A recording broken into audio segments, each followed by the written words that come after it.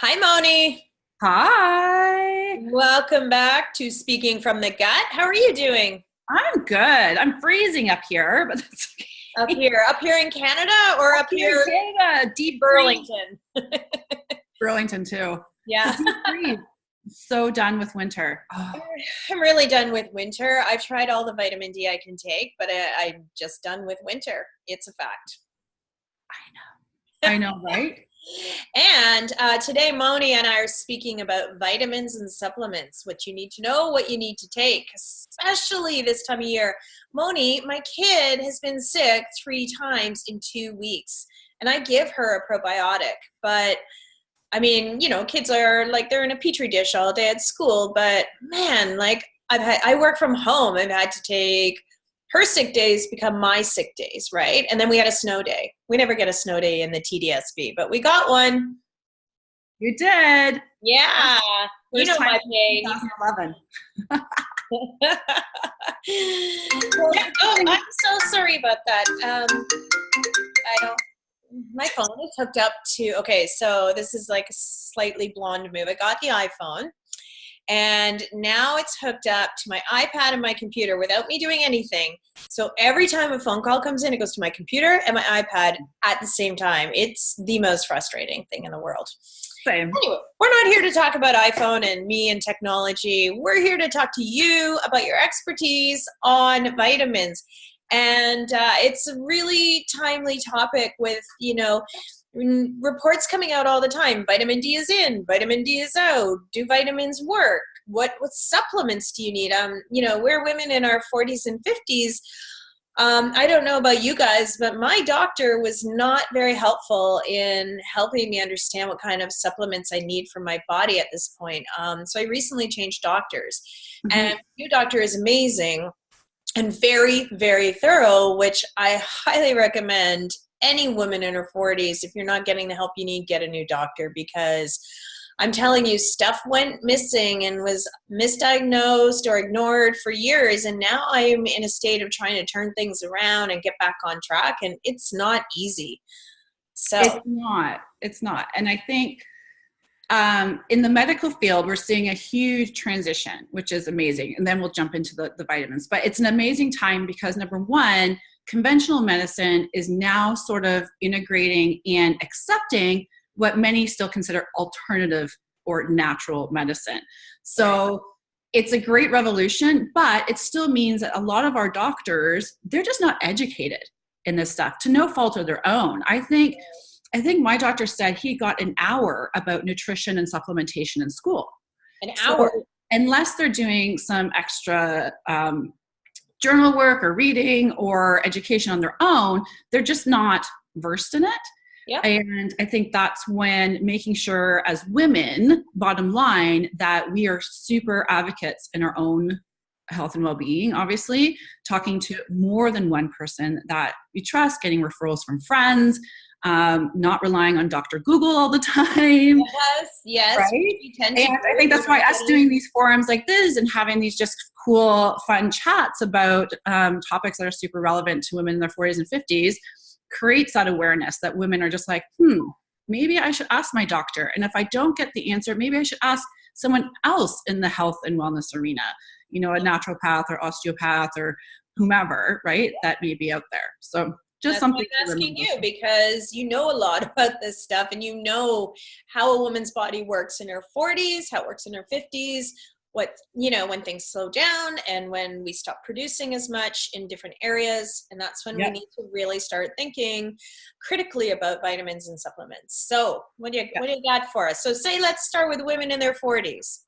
Women in their 40s. Okay, so the biggest question I get asked all the time from women is, do I need to supplement? And if so, what should I be taking at this stage of the game? Right. Let's start should we supplement? My personal opinion, 100%. I don't call this the have a Big Mac, take your multivitamin, and everything's going to be fine and dandy in your world. I call it nutritional insurance. Okay. So the reality is, up here in Canada, actually, our RDA, so our recommended daily allowance of each of our micronutrients, our vitamins and minerals, is starting to evolve. Like we just came out with a new Canada Food Guide, which is actually amazing. It's a lot more plant-based foods. So we're getting up there. But the reality is a lot of that RDA is old. Like we're talking 40, 50 years old. And so it hasn't been updated? That's so strange. I think in Canada, the last time it was updated in 2001. I think they just looked at it again in 2012, and I think they might be looking at it again. In the States, I just read a journal article. It hasn't been looked at for almost 30, 40 years. Wow. Yes. So we need to turn the conversation to optimal levels of nutrition, because the reality is that we're repairing and building trillions of cells every day. And we really want to make sure that those cells obviously are nourished in the best way that we know how, starting with food, 100%. Right. But the reality is, in our day and age, and just from population demand, things like farming practices, consumer demand, topsoil depletion, our food is just not as nutrient dense as it was even 20, 30 years ago. Now, is that also related to G-mode fruits and veggies, or G-mode? Yes. Yeah, we get a lot of the GMO stuff. We just get, food is not allowed to just grow and ripen and grow through the natural processes as it would in nature. Right. Demand. Our topsoil is where most of our vitamins and minerals lie. It's not allowed to naturally rejuvenate because there's such a consumer demand for the product. Right. So farming practices they change. So that's why we get genetically modified. That's why we get things picked before they're ripened. There's so many things, and I could talk about this probably for a whole nother episode. But the reality is, and I think the Globe and Mail did an article a couple of years ago talking about our potato. Like the potato only has like 5% of the nutrients that it had 20 years ago. If you Google Globe and Mail potato nutrition article, I'm sure it'll pop up. Yeah. So it's just a reality. And even if we're eating the cleanest, most organic, most beautiful, whole food, real food diet, there may still be some loopholes in there. And especially as we age and that healing process and oxidative stress starts happening in our bodies at a more exponential rate, because we're aging, right? We need to make sure that we are just really feeding ourselves with the most optimal nutrition that we can. Because disease is really two things. It's inflammation, which we talked about in our first couple of series here, and it's oxidative stress. So you hear antioxidant word a lot from people, right? So it's all those free radicals leaving our body, and we want to make sure that we're holding in the good stuff and just releasing the bad stuff. Right. So people ask me all the time, that's one of the reasons 100% we should supplement. What should we do? You want me to dive into? Yes. First, I have to share something with you. Yes, please do. Because the quality of vitamins is also very important. And I just did a little experiment for you guys because we talk a lot about, people ask, well, do I just pee out my vitamins? Are they a waste of time? And the funny thing happened, I think it was in the 70s, that the vitamin industry became an unregulated industry. So we're a lot more stringent here in Canada, but in the US, basically Bob, your neighbor, could make up a multivitamin in his kitchen and say, hey, you got joint pain and you're running a 10K race, here, try this. It's unregulated, and we have to be very conscious of that. Believe New York State, the mayor of New York, he basically pulled every supplement company off the shelves, Walgreens, everything, and had them tested. Oh, wow. Because there's so many fillers and allergens that are in there that aren't listed on the bottle. So it's very important, the quality. It's very important. And they're rated like hotels, like from 1 star to 5 star. So I recommend, if you're taking a supplement already, or if you're looking into supplements, and I'll go over some of the brands that I use and I recommend to myself and my clients and my family uses, but check out, this is also available in chapters up here. There's an older version online that you can get. And it's called the Comparative Guide to Nutritional Supplements. They go over 1,300 products in Canada and the US, and they rate them. So you can go Jameson's, see what your Jameson's, what star value. Costco brand, what's the Costco brand up here? I can't remember. I don't even know. I don't go to Costco. You can see what they are, right? And there's only they rate them on 10 different scales, like bioavailability, raw materials used, everything. And it's a great resource to have. And consumer lab reports, which everyone has access to online, is also a great way. So please make sure that you're looking at the quality of vitamin that you're taking, because the reality is that over 50% of the products out there are not bioavailable within 20 minutes, which means you could be peeing them out. Okay, so sorry, two things. Bioavailable, what does that mean? It means that your body's recognizing it as a nutritional food source, a natural source. It's breaking it down and digesting it as it would food. So it's breaking it down and extracting all the good nutrients and dispersing it into our bloodstream. So it becomes bioavailable to us. Okay, so it should be bioavailable within the first 20 minutes. Is that what we're looking for? Yes, because if it's not, then it just gets passed through our system as sort of like a waste product. It's not. And it's pharmaceutical grade, I believe, is 15, 20 minutes. And there's a handful of vitamins that are out there that are considered that, but a lot of them aren't. And I have an example for you. So what I did before our call is about a half hour before I had a glass, and I filled it with filtered water, and I dumped a vitamin in there. Okay. And tested the breakdown, when it would break down.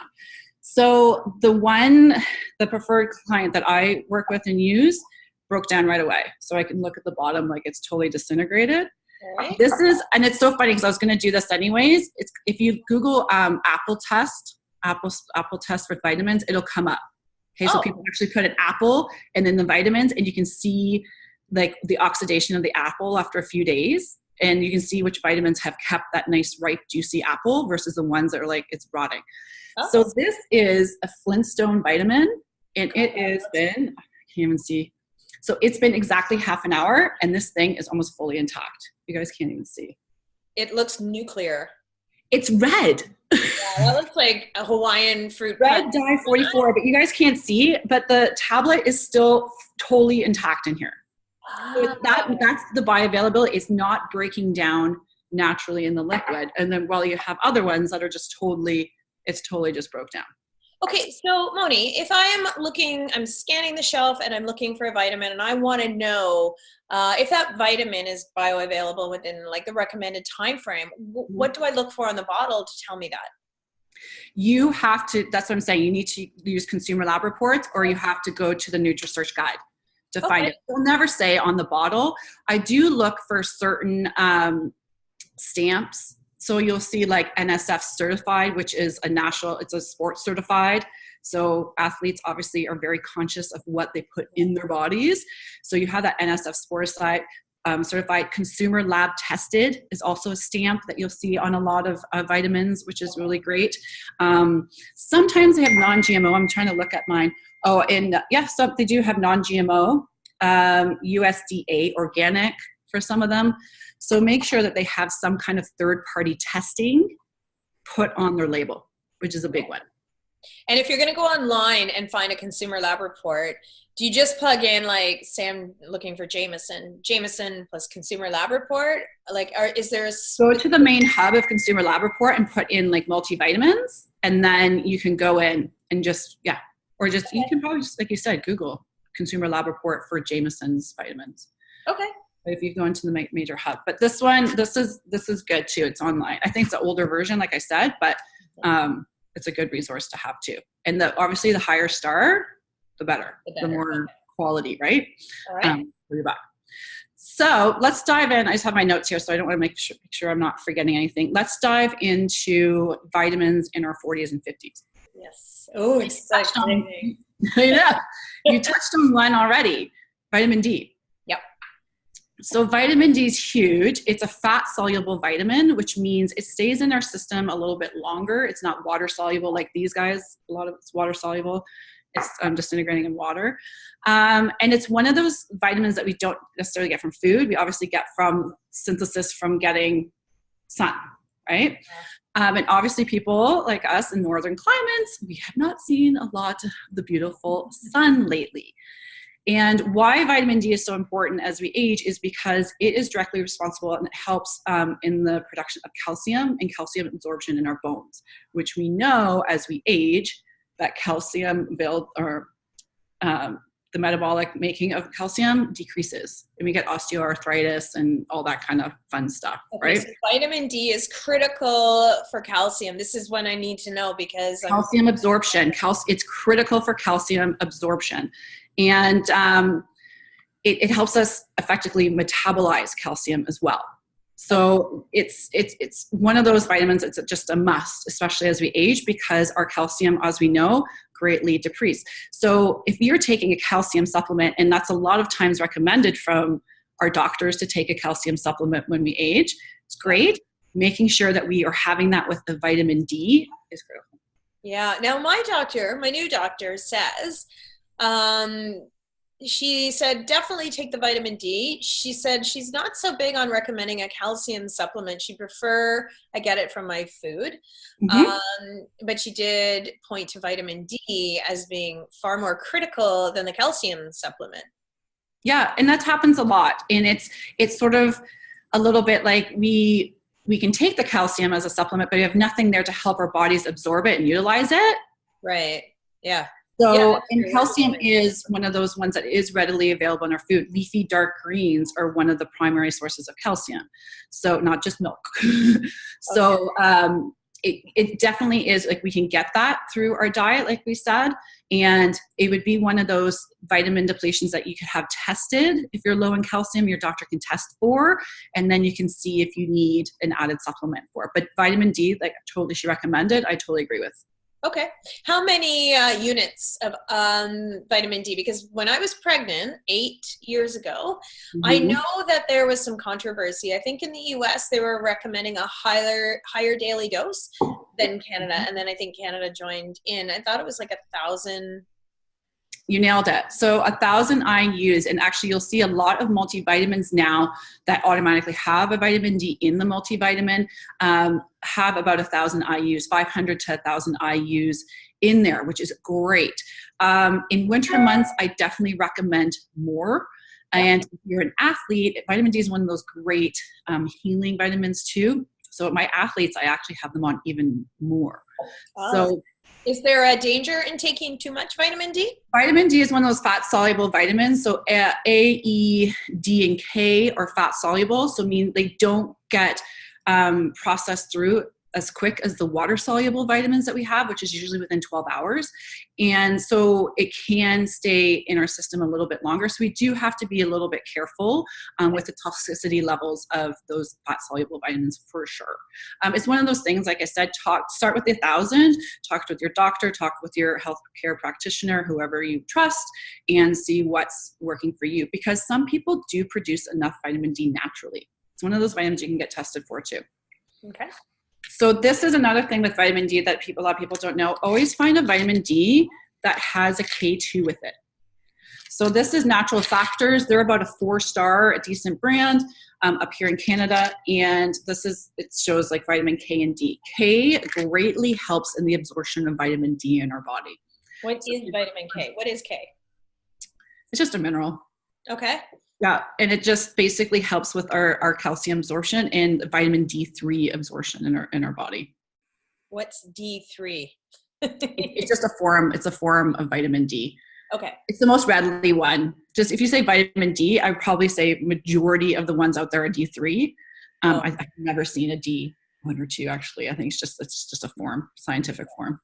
Okay, so we definitely need the vitamin D. Better to find one that has the K2. K2 to help absorb. Okay, great advice. Perfect. My next one is magnesium. It's probably my favorite mineral. That's love the easiest thing to say ever. Also, just like, women who are perimenopausal, menopausal, postmenopausal, sleep, bye-bye. So one of the things that women should know about magnesium from like outside of just the supplement for your body is that it does help you sleep, and it actually helps to reduce stress. It does. You nailed it. Big one. So magnesium is one of the most depleted minerals in our soils. It's about 5% to what it was, again, like that 20, 30-year mark. So studies have shown that over 80% of people in North America are actually deficient in magnesium. Wow. And magnesium, like you mentioned, not only is our cortisol, which is our stress hormone guard, it is, and it helps obviously with moods and relaxation and sleep. It also helps with tons of metabolic reactions. like tons. So being low in that magnesium, your body has to work extra hard, which builds up the stress and all that. How would you know if you, like, what are some signs that you're low in magnesium? Being lethargic for sure. Poor digestion. Magnesium also helps, certain types of magnesium, which I'll talk about in a second, helps with the breakdown of our macronutrients. So you might feel a little bit of bloating, a little bit sluggishness, energy levels, highs and lows. It's hard to pinpoint because I feel like those symptoms may be equated to other vitamins and minerals, like probiotics, for example, not having good gut health, like we talked about in week 1. So it's very hard to pinpoint and say, I'm really low on magnesium. But if you're just really lethargic, having trouble sleeping, mind spinning, that kind of thing, hormones too, because our magnesium helps convert our T4 hormone or thyroid hormone into an active T3 hormone. And our thyroid hormone is directly related to the function of our metabolism. So how we convert energy. Okay. So that's when the energy sort of the lulls and just like you just don't have the get up and go. Yeah. Right? That you used to. It's not the end all be all. There could be tons of other variables that contribute to that, but that's probably one of the most telltale signs, I would say, for sure. Okay. So let's talk about the types of magnesium. So magnesium citrate is very common, and it comes, if you guys have seen this, magnesium calm. Oh, I have that. Yes. I have that. I didn't realize that. So it's very bioavailable because it's in a powder form. You mix it in your water. You have it before bed. It does exactly what it says. It just sort of calms you down because like you mentioned, Jack, it's that blocker, that sort of guard saying, no cortisol, you're not coming in. It's time to rest. It's time to relax. It also helps break down our macronutrients, so our proteins, fats, and carbs, and aids in digestion. The only thing I would say with magnesium citrate is that it does have a laxative effect. So I would start very small, like half a teaspoon mixed with water, see how your body reacts, because some people do find some gastrointestinal discomfort. They become bloated. They may get a little diarrhea, and you do not want that. And that's just per individual. It's just what your sensitivity might be to the citrate form. Right. So just be calm. They also have a kids. Okay, so if you have a kid that's maybe a little constipated, just can't settle down at night, they also have a kids form, and it tastes yummy. I have a question. This is a big question. Magnesium and melatonin. I've heard this question a lot. I have this question too. I have a 7-year-old, and sometimes when we travel or go somewhere, it takes her a while to unwind at night and go to bed. So I've given her, like, I've broken up some magnesium for her melatonin. But I don't want to do that. Now, I was told that magnesium and melatonin are I'm going to totally get this wrong, forget it. I don't even remember the word, non-secular drugs or supplements, meaning my concern is at 7 years old, her body is developing, is producing, should be producing good quantities of both magnesium and melatonin. I don't want to thwart the production or stimulate it in any way. I was told it won't, but I still have concerns. Now you're saying they have this in a child's form, so obviously it is okay. It is, and I believe in the moderation too. I feel like it's, especially with kids, like you say, you want their bodies to naturally get over different stressors of just life and build up the strength and immunity and everything else on its own. So if we keep giving that magnesium to help them sleep, their body isn't learning naturally how to go about it on their own. Yeah. Now, the argument with melatonin is that it is a natural producing thing. Like our bodies naturally produce melatonin. It increases as soon as, dusk starts happening and the sun starts setting. Melatonin in kids has been a big discussion. There is not a ton of research on it right now, but there is some concerns with melatonin, especially giving it to young boys and the estrogen levels. Really interesting. Yes. Okay. So again, it's one of those things. Please talk to your healthcare practitioner about it. We have given our kids same. We've given them. I haven't given them the magnesium calm, but I have given them, like a little half half mil of melatonin. Same thing if we're traveling and there's time changes and kind of craziness, just to get them to relax. But again, it can't be a crutch, right? Like because their bodies are so growing under these stressors. And yeah, definitely talk to your pediatrician and just be careful. Even if it's the most natural melatonin, there is some studies out there that are saying with boys, just to be a little bit careful. Okay, good to know. That's a really good thing to note. Thank you. No problem. So the other form of magnesium is the glycinate, which is also very readily absorbed into our body. It's usually what you'll find in your multivitamin or a separate supplement that you just take, obviously, in the pill form. So that's something to look out for too. So the citrate's the most popular in the powder form, and then the glycinate. Okay. All right. Yep. Next one. This is so fun. Sleeping and calm by the end of this episode. I know, I love it. Okay, the third one is fish oil. So our good old fish oil. And fish oil obviously comes from that fatty, oily fish that some of us get in our diet, but with the whole people being scared of obviously mercury levels and farming versus fresh and all those things, we were just not getting the adequate amount of good fish oil in our diet. So that's when the supplementation comes in. Pill form, yes, it is in a big honkin'. My mom calls it the horse pill, but there is the liquid form as well. Okay, the problem with the liquid form is it smells like fish. You get one with that has some kind of orange or lemon natural flavor to it. Helps a ton. Okay. A ton. Okay, that. Yes. And Sealicious, I think, is a good brand. I have it in my fridge, Sealicious. And they have one that almost tastes like a creamsicle. I will totally. It has a little bit of fish oil, MCT oil in it, and a little bit of the orange flavoring. It's pretty yummy. So why fish oil? So besides helping obviously with hair and nails and skin and making us glow in our 40s and 50s, it also helps a lot with our brain. This is why if you have had kids, they're always saying make sure you're getting the fish oils to our kids. And it also helps with mood. So any of my postpartum women out there, fish oil. Any of my menopausal women, fish oil. It helps regulate our mood. It's a great anti-inflammatory. It is a great blood sugar regulator. Really? Yes. Okay. That is so important and so how often do you take it? Once a day? I take it once. So here's the thing with vitamins too. Always take with food.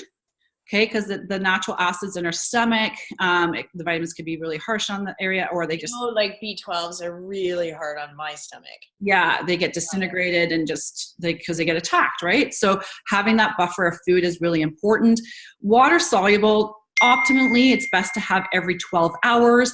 My whole thing that I tell my clients is consistency is best. So figure out a time, morning or night, that you breakfast or dinner, that you can be consistent in taking your supplements and just stick with that. Okay. Now, what would be a good wine pairing for that fish oil? With that Cab Red from California, not behind sugar.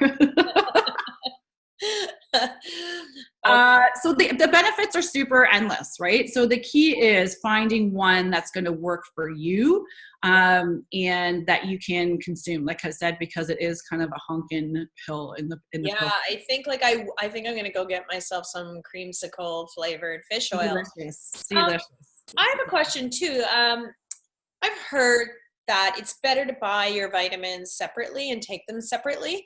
So there's two questions, actually. I lied, not one. And that a multivitamin is not as effective for women in our age group.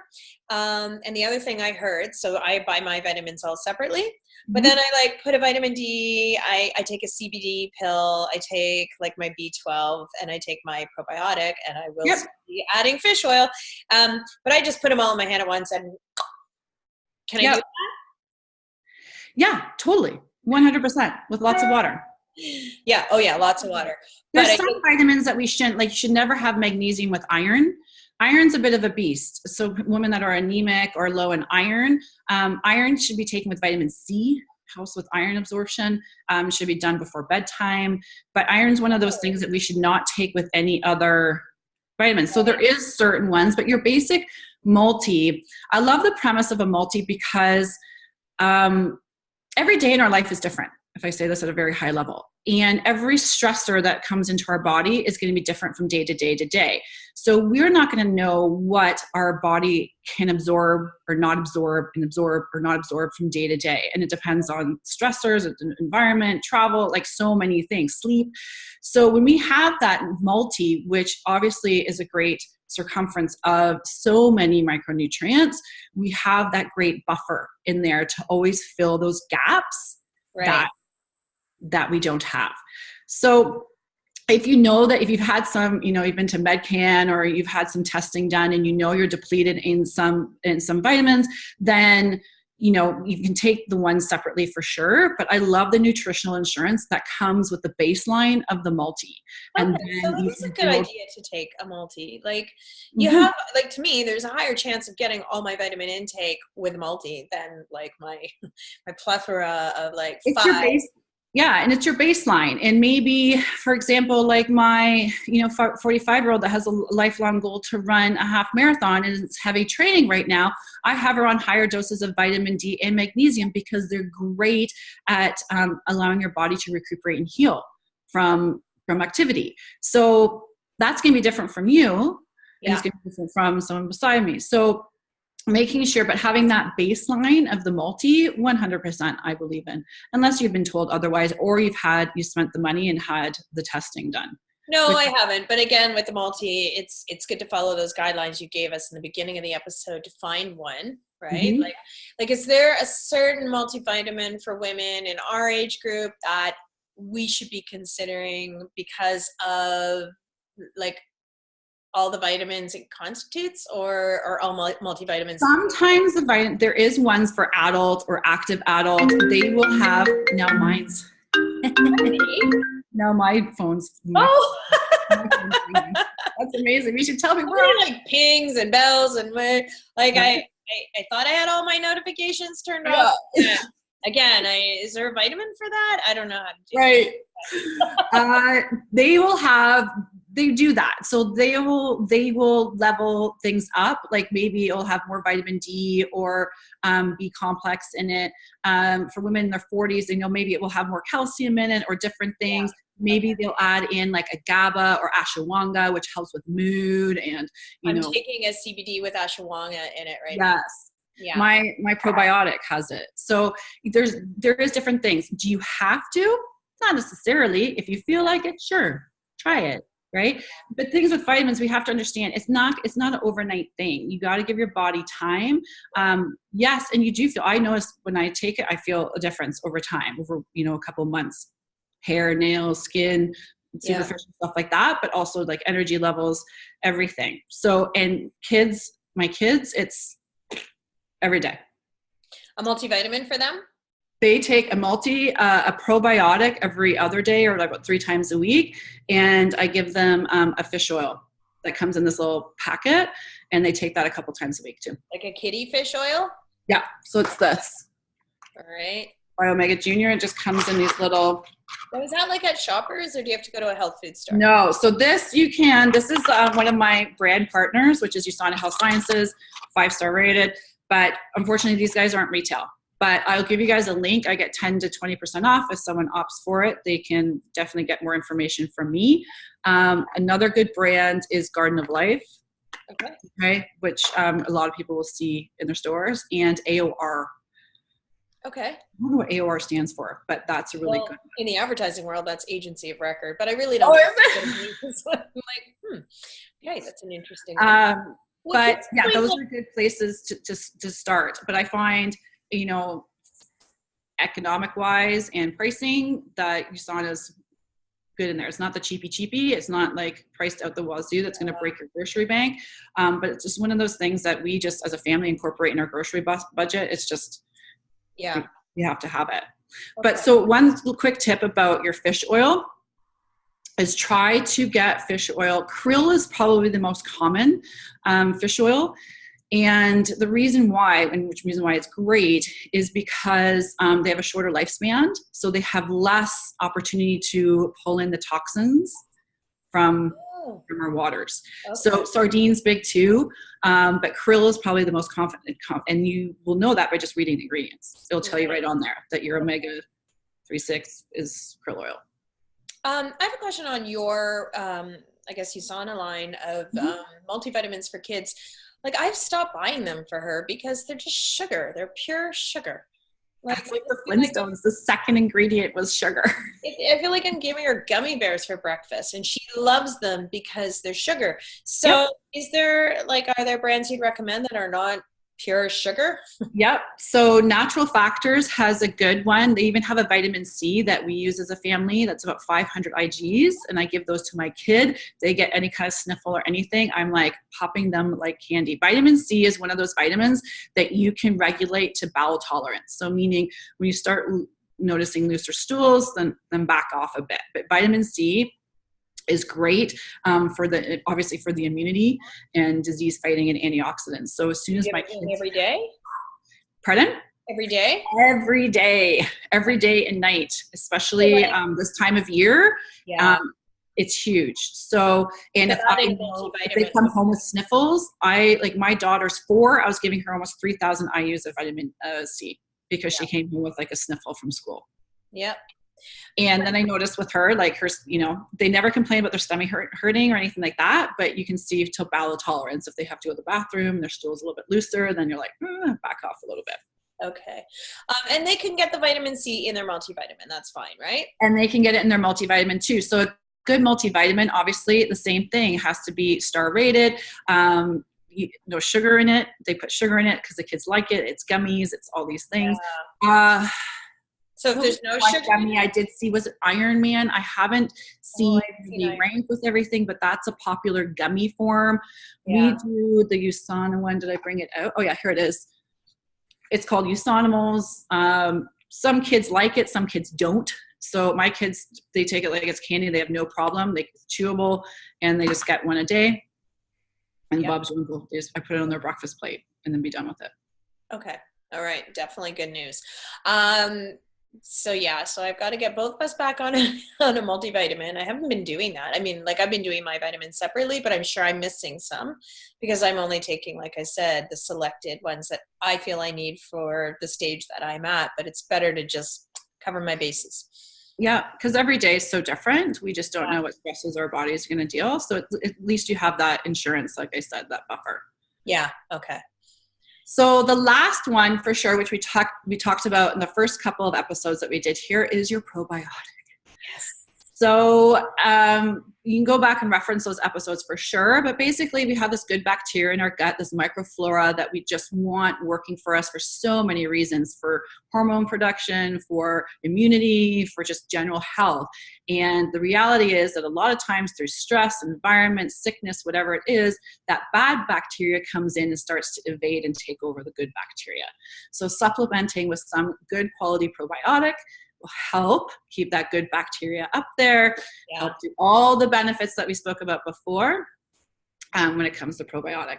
And again, don't forget your kids with the probiotic because they're still getting those different stressors as well. Are there probiotics that, like, I have a probiotic I take, you totally broke up. Sorry? What was that? You totally broke up. I missed your question. Oh, I'm sorry.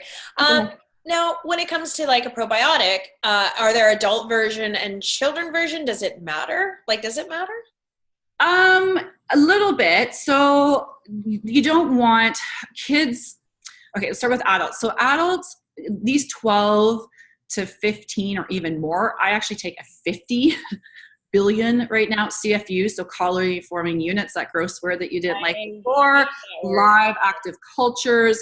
I'm not going to get into the different strains because there are different strains that help with different things. Talk to a naturopath or talk to a healthcare practitioner that is really knowledgeable in gut health, and they can help you with that. But if they have a good overall strain and they're a live active culture, that's going to be way too much for a kid. Oh, okay. All right. So my kids take, it's the Garden of Life.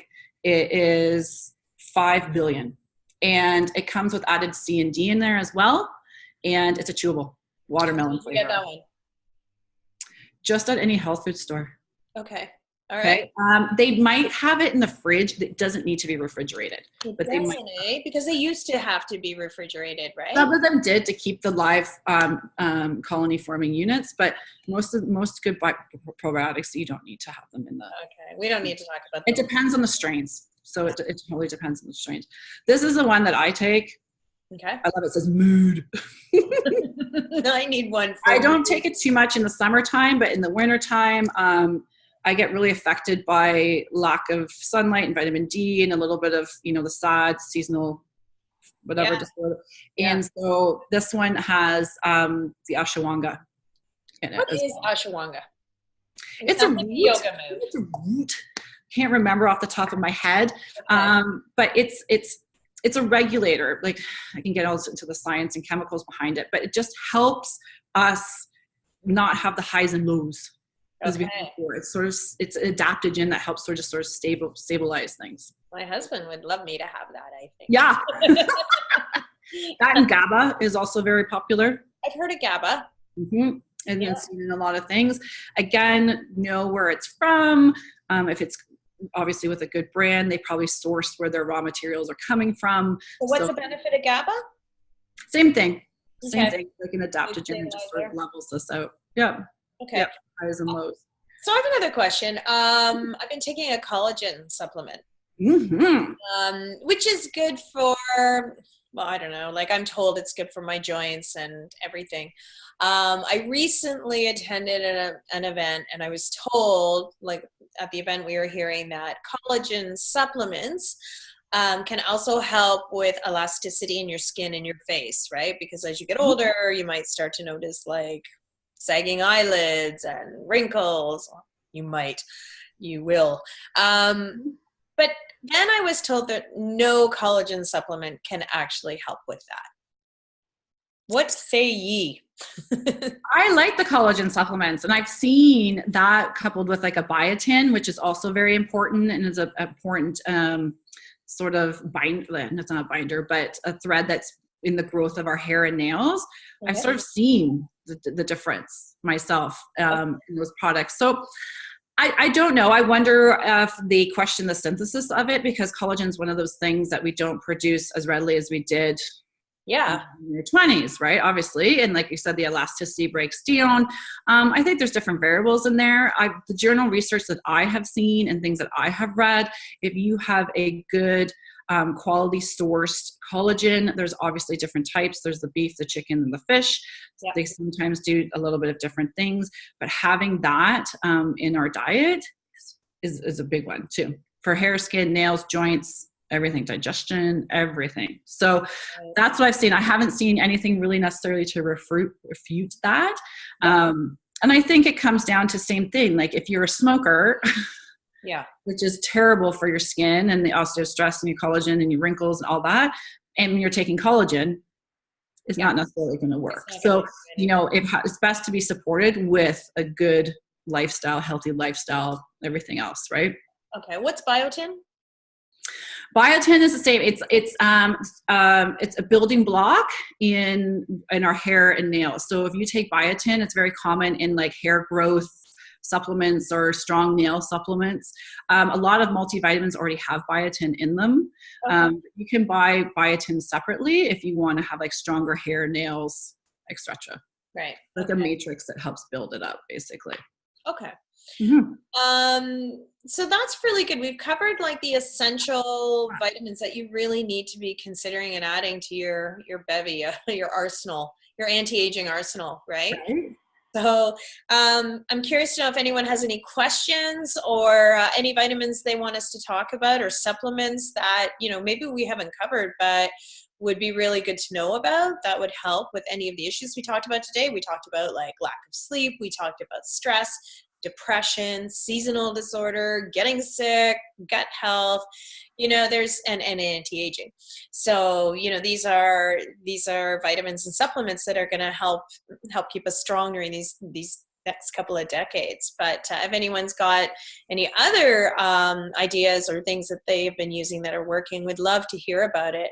But if you have any questions for Moni or I, well, if you have any questions for Moni, because I'm just going to ask you anyway, you know, leave a comment for us and let us know, because we're happy to talk about, you know, anything in this sort of health and wellness and supplement and vitamin and gut health space. Yeah. I mean, we are called Speaking from the Gut. So Moni, thank you so much. That was super, super helpful. And don't forget to check the consumer lab reports before you go out and load up like I'm about to do. And thanks for all that great info. I love the experiment. I felt like we were like Beaker and the scientist on the Muppets just there. I know, I love it too. I have them all in here. It's so funny. It's like I have them all. I would drink that. That looks like Tang. Does anyone remember Tang? And you know what? The Flintstone is still not. That's disgusting. I'm so mad at the Flintstone vitamins. Sorry, That should be a fruit drink. That should be a treat, not a vitamin.